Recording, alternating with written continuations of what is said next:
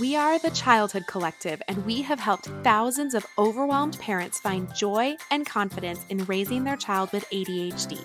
I'm Katie, a speech language pathologist. And I'm Lori. And I'm Mallory, and we're both child psychologists. We combine the science of ADHD with the compassion of moms and bring you practical tools you can start using today. So hit subscribe and let's help your family shine with ADHD. Today, I'm here with Lori, and we are so excited to be chatting with Wendy Taylor on our podcast. Wendy is passionate about supporting families to bridge learning gaps, access special educational resources at school, and create killer IEPs, which is an individual education plan. Wendy is a qualified structured reading and Orton-Gillingham practitioner, certified educational therapist, educational diagnostician, and IEP coach. Wendy's also the executive director of Learning Essentials and the Special Ed Strategist podcast host. Learning Essentials provides educational therapy, academic coaching, and IEP support. Thanks for joining us today, Wendy. Oh my gosh, I am so happy to be here and have this conversation that I continually geek out over and incredibly passionate about. Yeah, so today we've had you on to help demystify the process of getting supports at school. It is so overwhelming and confusing to so many families in our community. So Wendy's going to share with us the 4 phases of the special education evaluation process. But before we jump into that, Wendy, we would love to have you share a little bit about yourself, your journey, and how you became so passionate about helping families get support at school. Yeah, I'll just take it back a little bit real quick for some perspective. My undergrad was actually in regular education. I did not teach regular education. My first job ended up being in special education with juvenile delinquents. I loved it. I pursued my master's in it, and now 25 plus years, I've been working in this field. Fast forward, I have 3 boys. I'm a mom to 3 boys. My middle son is a brain cancer survivor. So as a parent, I had to sit and still sit on that side of the table. So I've been there as a professional, and I've been there now as a parent. And I always say that it was so hard as a parent because you're coming from this place of fear and love. And so I knew the process, I knew the steps, I knew the paperwork, I knew what to ask. But as a parent, I was like, holy smokes, it should not be this hard. And so I think that is really what's driven me, and to guide parents and support students so that they can really access their education and really show what they know and have a beautiful life as they should without all of this frustration and roadblocks. Yep. That's awesome. I actually did my dissertation research on brain cancer and kids and their schooling during that period. So that's so interesting. I didn't know we had that in common. I feel like we could have a whole nother podcast on I it, know, for sure. we really could. We really could. Definitely. And thanks for sharing that, Wendy. I think that's so important for parents to understand. Like, even as professionals, when we shift hats and we are the parent in that situation, it is so different. And we had a school psychologist on just a few weeks ago who was talking about that same idea. Like, she's a school psychologist, but her child needs support in school. And so she's sitting kind of on both sides of the table. And I think that in some ways it's kind of like picturing the audience in their undies, right? Like, it helps you to know that all these professionals are people, we're parents, and we have kids with needs at school too. And so that's just a beautiful perspective to be able to kind of integrate both of those. So many of the parents listening today have children with ADHD, and oftentimes kids with ADHD really struggle at school. And a lot of our listeners may be just starting the journey of navigating how to get the right supports for their children. So we know you teach parents the 4 phases of the special education evaluation process. And I personally love this because it's just so organized. It helps my brain to understand. So this is really how parents can get started in accessing their supports at school. So why don't you share with us a little bit more about the very first phase of this process for any parents that are just starting out? Yeah, you bet. So just real quick, the 4 phases we're going to talk about is educate, evidence, evaluation, and then eligibility. And to kind of set the stage of what we're talking about, 1 out of 5 students have an educational impact So 1 out of 5 in a standard classroom that are not necessarily identified. So it's a really surprising number. If you think about a classroom, say, of 25 or 30, 1 out of 5 of those students have some sort of educational impact. And so parents are really confused and overwhelmed as to where to start. And that's where this first educate component comes in. So our law, we have a federal law, and that's Individuals with Disabilities Education Act. And it's our federal law in the United States that guarantees students with disabilities the right to a free and appropriate education in the least restrictive environment. So it requires school to provide individualized education plans, or IEPs, for eligible students, which outline their unique needs and goals. And it also includes provisions for parents' participation, and then some other elements as well.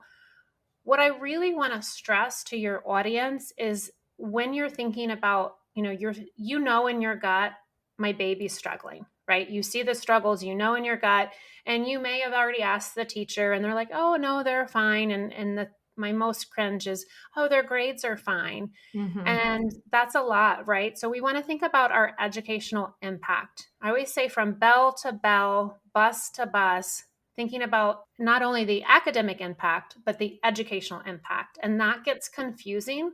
Yes. So you're thinking about academics, functional, whether it's physical, occupational, speech, behavioral, social, sensory, emotional. Think about transitions, thinking about organization, executive function. All of those things come into play when we're talking about that educational impact. And so because the grades are fine, quote unquote fine, doesn't mean there's not an educational impact. Yes, we talk about that all the time, because with ADHD, with many of our families, their kids are doing okay academically. And I think even the professionals within the schools often, they don't understand the law, and you would expect them to, but not always. They don't understand that, and they will tell parents, well, their grades are fine, they're not impacted, academically. But it's again, to get services and support at school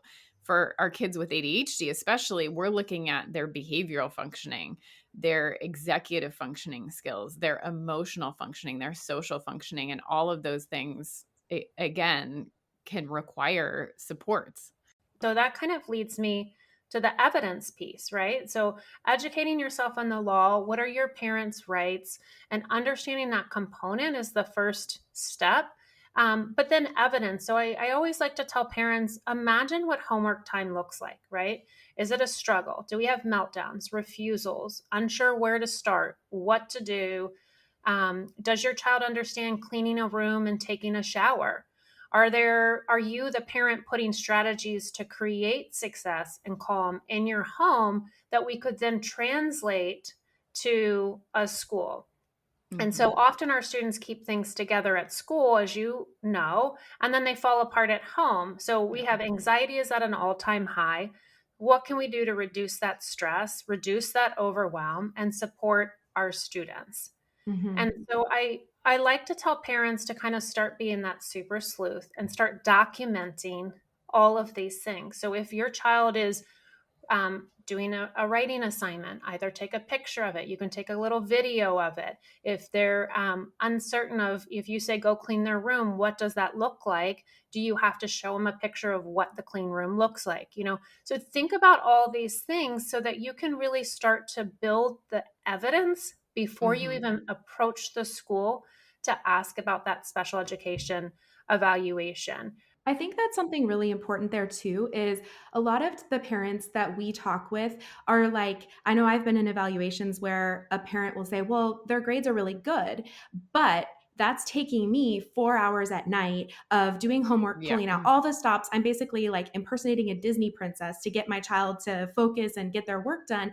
And essentially the parent is, in their effort to help their child, is sort of covering up totally by accident, the fact that their child is really struggling, right? And I know for me, like I've even had times when my daughter, she doesn't like math and she's in third grade. It gets harder as you get older. And I will sit there and I will help her and I will talk through it. And, there's times when I even have this, I know the answer, right? But I have this feeling of, oh my gosh, I don't want the teacher to think she doesn't get this. But the teacher needs to know that she doesn't get this, Yep. right? This is my achiever, my like inner personal self being like, we have to figure this out. But really, homework is a nice progress monitor for the teacher. And our teacher is great. He said, like, if she's doing more than 30 minutes of homework, let me know, because that's a sign that something's going on. I think a lot of parents, again, with the best of intentions, are helping their kids, and almost in a way it's like over helping, and the school is sitting there going, their grades are great, they finish their homework every day, and they don't see what that really looks like behind the scenes. And so a piece of this is to step back and let them flounder a little bit, and that is very hard to do as a parent. Very hard. Yeah. That's a really great point, Katie. And I think that's a question a lot of parents have, is to build that evidence. Do I need to back off? Do I need to stop helping them with the homework? And do I need to stop being basically their executive functioning and frontal lobe at home and let them forget their assignments and not turn things in so that the school sees that? Like, what do you recommend for parents? Because that can be really hard, and you don't want to see your kids struggle. Yeah. So you want to focus on, what is the energy, effort, and time that it takes a student to complete that homework, right? So I always say start a running record of what homework time looks like. What is if the student is medicated or not medicated during that homework time? What were their behaviors? And so it's just starting point to document that evidence that your student is putting in more, again, that energy, effort, and time than their same age peers. And it's going to look ugly. It's going to feel uncomfortable. Ugly meaning like if you are like Lori, you just said, if you're backing off from not setting those reminders and doing all those things. But I think it's important to have that documentation so that when you go to the school, when you're ready, that you have all of the points of what does organization look like? What does homework look like? What does working memory look like? All of these things that you can write down as a parent so that you have that information. And if you look at test scores and grades, you think, is the trajectory of the scores, are they inclining? Are they declining? There's always a blip. Point. Right? There's always a blip on the radar. Sometimes grades go up or down or however, but I'm talking about a pattern of blips. Is it declining? What areas? What are the emotional reactions? If there's a downward trend, have you reached out to the school? What was the response? Create a paper trail. We all know that if there's not a paper trail, it never happens. Start a file collecting that evidence. Schools love data. They do. That is such a great point, to a fault, where they rely very much on numbers. Yes. But those numbers do help, and that data helps. I was just talking with the family the other day, and they had the numbers, they had the data.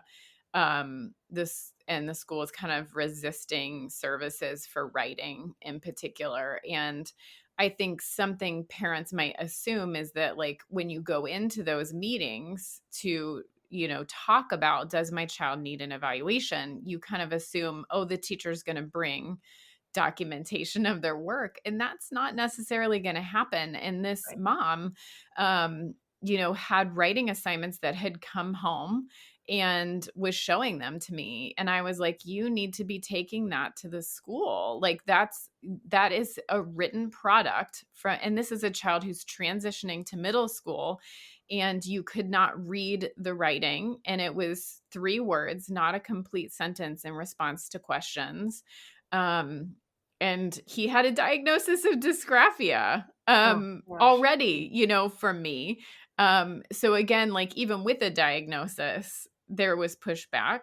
And I think having that evidence, and sometimes what happens too, that I see with families is the teachers really want kids to be successful, and they're great teachers, and they want kids to be able to be successful.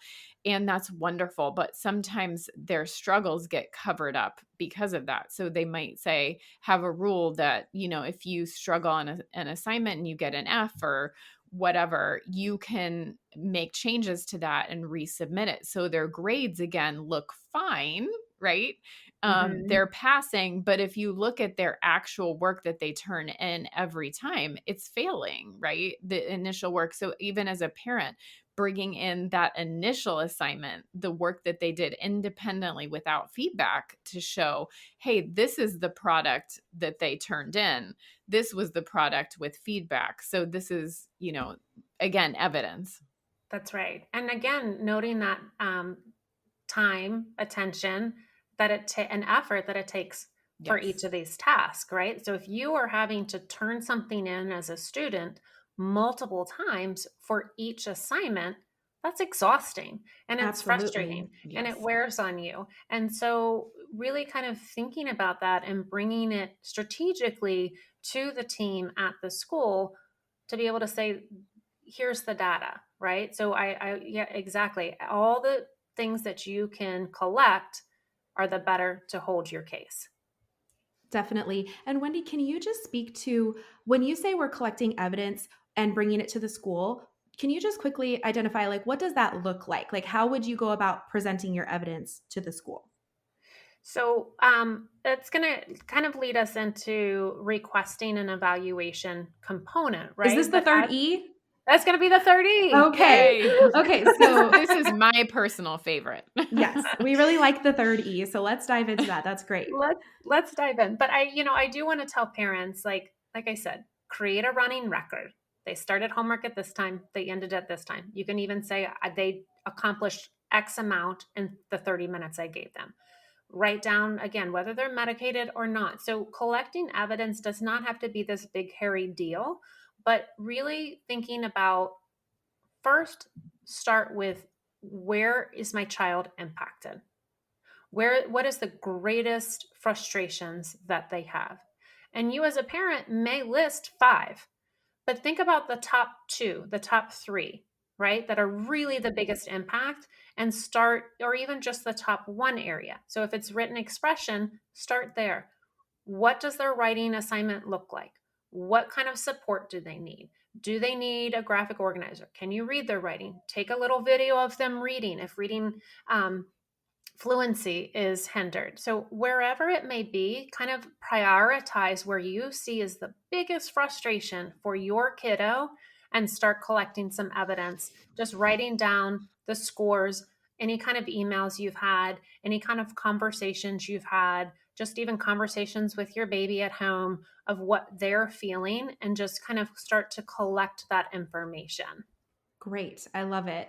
Yeah. And it doesn't have to be fancy. I know, like, I have a lot of families with speech therapy, and I'm like, just keep a list in your phone, right? Like, of times that they say this sound wrong, or times that you're wanting to focus on this problem solving. You just throw it in your phone, throw it in a note, and it's easy to remember later on. And you can always formalize it into like a Word document later. But just the accessibility piece is really important to keeping it simple for busy parents on the go.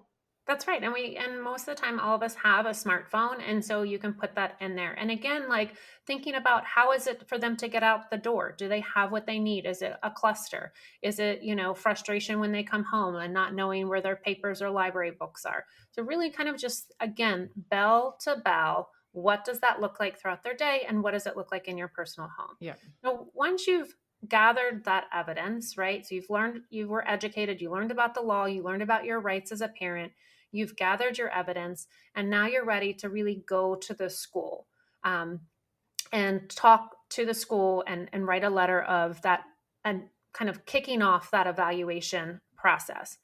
And so our law, the Individuals with Disabilities Education Act, includes a child find mandate, which requires school districts to identify, locate, and evaluate all children with disabilities, regardless of the severity of their disability. So grades okay are not part of that. And I do want to just point out, and you as a parent are able to bring to the attention to the school that you're looking for an evaluation.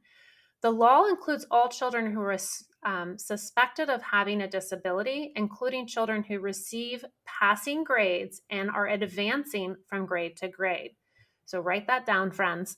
Grades are not part of this. Yep. So as a parent, you can request that evaluation. The school will pay for the evaluation, or you can do an independent one. But let's just talk about timeline for parents so that they really have in their head what that looks like.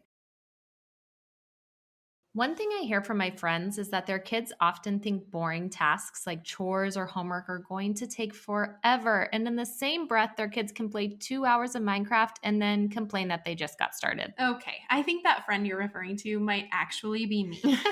I'm not naming names. One tool we all love and have in our own homes is Time Timer. At this point, I think we all have multiple time timers. For kids with ADHD, time can be a very abstract concept, and Time Timer helps by making time more concrete. It helps kids visually see the passage of time. And it can prevent those inevitable meltdowns when 2 hours of Minecraft just wasn't justification enough to ask your child to complete 5 minutes of chores. From homework to chores to screen time to daily hygiene to our own work, we love Time Timer because it is so versatile and their designs are cute too. A staple in our homes. If you have a child with ADHD, we know you need a time timer, and we have a discount code for you to use. So head to timetimer.com and use the code TCC to get the discount. You can also find the link and code in the show notes. So you're going to write a letter to the school. I see my child experiencing these difficulties. I wish to have a meeting so that we can discuss the evaluation process for my child. And I think that's just to highlight that, write a letter. That's kind of the first step after you collect that evidence is put it in writing. And we always say to put it in writing. Why is that? Why is that so important? So you have a timestamp, right? So the school, that kicks off once the letter comes in, the school has a fiduciary duty, a responsibility to respond and start a timeline, right? And so put it in writing, email it so you know it's time-stamped, add your evidence in there. You don't have to get all the details in the evidence because you want to talk about that at the meeting, which your first meeting is called a screening meeting, but just enough to be like, they are struggling with organization, attention, memory, whatever it may be. And I wish to have a conversation to have them evaluated. If you're denying me this, let me know in writing. That's it. Love, friend. Love. However you want to sign it. Sincerely. Sincerely. Thank you for your time. That's funny. So once that letter is submitted, the school must step up or they must set up a meeting to discuss. So that meeting is typically scheduled between 1 and 3 weeks from the initial request. But before any testing takes place, know as a parent, you must give consent. The school can't just say, oh, thanks for the letter, we're going to start doing this. There needs to be a conversation, and you as the parent need to provide consent for your child to be evaluated. Going back to just really being very practical, they've written this letter. Who do they send that to? Oh, fantastic question. You're going to send it to the guidance counselor, the principal, the head of special education. Usually a middle school and high school has a head that runs their program. And you can ask the elementary school, oh, who sets up your special education meetings?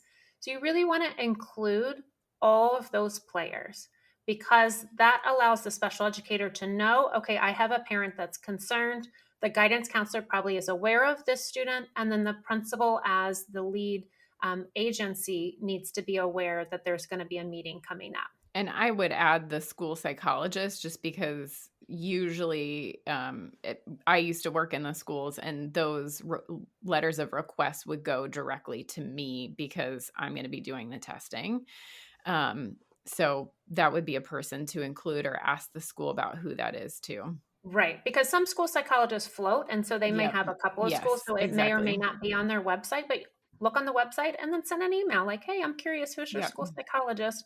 And add that in there. That's an excellent point because they are going to be at that meeting. But know that, so whether a child has a disability, they have within 60 days of receiving parental consent for the evaluation.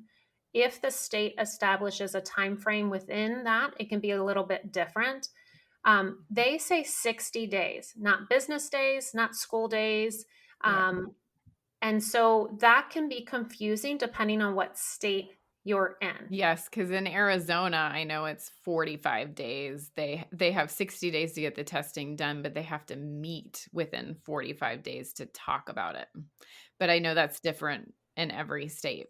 I would say Florida's the worst of the Yes. states. Yeah. Their regulation provides 60 school day timeline. So if I, as a parent, put in my referral now, imagine it's the last couple of weeks of school. They're not going to do it over summer vacation. They're not doing it over a holiday. God, heaven forbid there's a huge hurricane. They're not going to do that over there, a tropical storm. So basically, August through October, you may not be evaluated. And so a child for eligibility may have a long time to wait. In Virginia determines their eligibility has been 65 business days, 91 calendar days.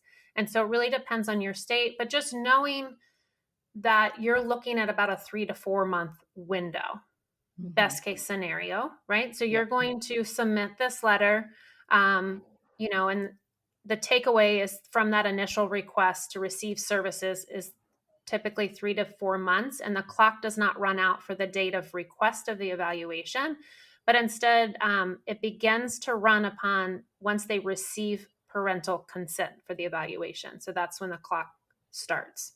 And then you're going to have a screening meeting. That screening meeting is going to discuss what's happening with the student. They're going to discuss, do they have further questions? Are they suspecting some type of disability that would fall under the 13 categories within our federal law? Yeah. And so that's where you're kind of saying it's almost like going to court, right? Like you're going to this meeting. And I know that sounds so crazy and silly to families listening, but it is almost like you're going to court and you're like presenting your evidence and like you're making an argument, right? Like you have Yeah. your argument and you're making it with the data. I think that's a good lens to think about it, because it is, you're looking at following a federal law, right? And your state and local jurisdictions have their timelines, but they cannot exceed what the parameters are of the federal law. So it is more of a business transaction, which makes it hard because it is your baby. So it's hard to think about a business transaction when it is your sweet, sweet baby that you have brought into your home and raised. So it really comes tricky, right? Absolutely. I think those emotions can really run high. And you started off the podcast talking about that fear. And when, you're going into those situations and it's like the fear of the unknown, the fear of forgetting something important, the fear that the team isn't going to work with you. And I mean, in truth, there are a lot of times when the school comes through and does exactly what the kids need. All of us happen to really be working in the situations where that's not the case. And I was talking to my husband about this. I'm like, I think I'm kind of jaded because all that comes across my desk are, situations where the school has completely violated federal and state law. And I'm like, oh my gosh. So I think, we're sort of talking here to say like, this is what it should look like. You're going to set up this evaluation. And, but there are exceptions to that. And I think it's important for parents to understand their rights, because we want to think like it's always going to go according to plan and all of the things will be followed. And again, this does happen in a lot of situations, but there are a lot of situations where it does not. And so I'm not sure, Wendy, are you going to talk more about the actual evaluation process here, or do we want to kind of leave that as something that you're really going to dive into in your online course? Yeah, I'm going to dive into it in my course, but I do want to let parents know, because of your evidence in the beginning, that you're going to go in very clear and organized in your thoughts of the support that your child needs. That is going to help broaden the scope of the evaluation. So if I go in and say my child has an impact just in writing, they may only be evaluated only in writing. But really, you want to say, okay, processing, memory, and attention, how does it impact academics? How does it impact their functional day? What is that educational impact? Is there a speech delay? Do they need occupational therapy? think about all of these things. Is there a behavioral element that we need to assess to really get a clear picture of that, and know that your child will be observed? They're going to collect data from the teachers, your parent input, in addition to the evaluation, but always think broad and think, okay, what other things could be impacting my child? So I know that they're going to get a full evaluation. Yeah, and I think even vocalizing your suspicions and concerns, like, many parents don't feel like they can speak up and say, I really feel like they might have autism or they might have ADHD, or like, these are things that I've always questioned or wondered about. Really being open at that meeting about what your suspicions are, because maybe that really aligns with what the team and the teachers are seeing as well. And also just being open to hearing their feedback. Maybe they are seeing other things in the classroom, like you weren't expecting them to have a struggle in math, but the teacher's really saying, yeah, math is really hard for them, and being open to maybe looking into those areas as well that you maybe weren't suspecting an issue. That's right. That piece of vulnerability Yeah. is in there for sure, to have that and make sure that they're looking at all of the parts that could Yes. be impacting your kiddo. So let's say, again, you've agreed with the testing, you kind of vocalize that, you've talked as a team, you've given consent, and they go through the testing process. And that could be with a school psychologist, a speech therapist, an occupational therapist. There are many, professionals that could do that testing depending on what your child's needs are, right? So let's talk a little bit about that last point, the eligibility meeting. Yeah, and you're right. And typically the special educator will do the educational assessment. So there's Mm-hmm. going to be different folks kind of in and out Yep. assessing your child, but ask the question so you are familiar and comfortable with who's going to be doing that assessment. When you come back after your timeline, you will receive all of the evaluations in advance, comb through them, write your questions down, highlight the gaps, highlight the gains, so that you are very clear on what these documents mean, so that you are ready to have that conversation. So at the eligibility meeting, special education eligibility is determined by two things: the assessing whether the student has a disability that adversely affects their educational performance, which would be one of the 13 codes under IDEA, and that student then requires specialized instruction or related services. So is there an educational impact? Students' eligibility for special education is not based solely on a medical diagnosis or the presence of a disability. It also considers the student's academic, social, and emotional needs and the impact of their disability on their ability to learn. So that really comes into play. And the evaluation process for determining special education eligibility does involve that comprehensive assessment of the abilities, the strengths, the weaknesses, and again, input from teachers, parents, and any other professionals. So really, we would hope that it's a holistic approach. So if your child is found eligible under one of the 13 categories, and that they are a student that requires specialized instruction, and yes, they are found eligible, the school system then typically has around 30 days to write an individualized education plan. And so parents kind of think, oh, I'm going to go to this eligibility meeting and I'm done. You're going to end up reconvening in roughly 30 days to discuss how is the school going to support your child. Mm-hmm. And I think you brought up the point of they're going to give you that evaluation results ahead of time. And I would say that that's like rarely happens actually. And I can say, being a school psychologist, I didn't always have mine done in time to send it out beforehand. So I would add to that, like make a request for that and just say, can I have the evaluation results a couple of days in advance of the meeting, so you can do that. So ask for that. And the same is true for the IEP too. They might write up a draft of the IEP based on what they think the needs are. So you can ask for a draft of that if they have it prior to that meeting, so you can make notes. And if you feel like different goals should be added, or you want something addressed that wasn't addressed, you can talk about it. Exactly right. And I would recommend, typically it's 10 days before. You have it on your calendar. We're having this eligibility meeting. Just make a mental note, a little note on your phone, a reminder, send an email to the Yeah. same people you sent that initial request to, and the people that you've been communicating with, and say, hey, I just asking, are these reports done so I can review them prior to our meeting? And same thing when it's time for your first IEP.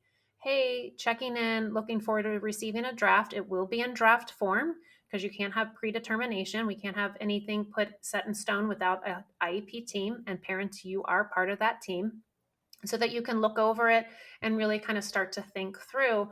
And just know, parents, that it really is a marathon. It's not a sprint. Because you write that initial letter, you collect that evidence, you write that initial letter, you then receive a screening. You're always trying to kind of massage, what are they saying? How does this align with my child? And what other supports would my child need to really benefit from specialized instruction? Definitely. I think that's such a nice kind of way to summarize it. And I love what you're saying about parents kind of taking the lead, right? Like they're the first ones to really get educated and then, kind of collect this evidence. And I think it's so important for parents to understand that when we talk about your child's educational team or their IEP team, you are a part of that. Like according to the law, you have a place on that team. And I think parents a lot of times don't realize, or they think like, what am I going to provide that someone with their PhD, can't do? But really you are the expert on your child, right? And as your child gets older, they're the expert on themselves, but you are in that role of advocacy from the beginning. And I think that's such an important mindset shift. You're not annoying. You're not like, maybe you are a little bit of a squeaky wheel, but that's okay. I've said this before, like you have permission to squeak as loudly as you need to get that support that you need, because you are on the team. It's not like you are going to go meet with the team that's separate from you. You're on the team together, and you have a really important and legally protected role to support and advocate for your child. That's so critical for parents to understand. And if I could just add one more element to that, is that as parents, you are going to be that consistent team member year after year after year. So you're going to be that truth teller in this process of what is happening, and you see your baby after school and throughout the weekend. So you know your child best, and then you're able to then articulate to the team, here's the gaps, here's the gains, this is where we need support. And year after year, this is what's worked in the past. Oh, we've tried that. We have not tried that. So really having to take that lead on the behalf of your kiddo. And then when your kiddo is able to have their voice at the table, that's always, always a great way as well. That is an excellent point. Honestly, it really is. I think that's honestly kind of the key, right? We don't know who your child's teacher is going to be next year. Things are going to change over time, and you are the constant. And that is a really nice summary of all of this. Wendy, this has been so helpful. We're so grateful for your expertise. It is such a challenge for families to navigate the process of getting school supports. And we just know that all this information is going to truly help our families and our listeners. But will you let us know, or let our listeners know, where they can connect with you to learn more about what you do? Yeah, absolutely. So learningessentialsedu.com, we have a quick quiz. If you're thinking, what is the best learning support for my child, and you're not sure where to start, because not every teacher is created equally and not every student learns equally. So after taking a quick quiz, it's going to help guide you to the next steps. And then also we have a course online that dives deeper into this 4E process with downloadables, action items, hand over hand, so that you guys can really be guided through this journey and you don't have to do it alone. Well, thank you so much. And if anyone's looking for those links, they will be in the show notes. Thank you, Wendy, for being here. My pleasure. Thank you for sharing me with your audience. Thanks for listening to Shining with ADHD by your hosts, Lori, Katie, and Mallory of the Childhood Collective. If you enjoyed this episode, please like this video and hit subscribe so you can be the first to know when a new episode airs. If you are looking for links and resources mentioned in this episode, you can always find those in the show notes. See you next time.